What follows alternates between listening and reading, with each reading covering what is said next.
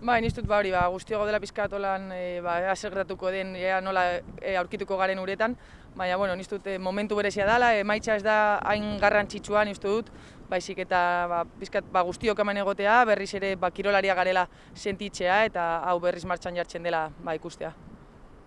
Zure kasu konkretuan, ez dakit zelan saltzen bai mentalki, bai fisikoki, 2019an urte komplikatua izan zen duen lesioagatik, eta 2020 urtearen hasiera ona izan zen, Australian emaitza ona lortu zen duen, eta ez dakit justo martxa hartzen zen bilenean, hau gertatu zen. Urtea gogo handiekin hasi nintzen, urte bat kanpoan egonda, ilusio handiarekin eta olako gauzak gertatzen dira.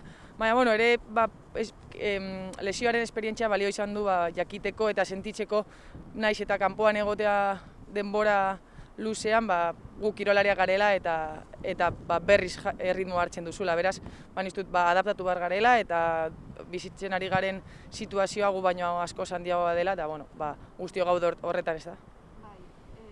Egoera honekin lotuta, esaten dabe, konstitutuan aldaketa batzuk planteatu da bezala, ez dakit ze irizpide moduko horren ze albiste jaso duzu? Ez dago oraindik informazio zehatzik, baina nik uste dut esan dutenarekin badirudi erregional zirkuituak pisu handiagoa hartuko duela, eta nik uste dut hori Europako kirolariei ondo etorriko zaigula, eta posik eta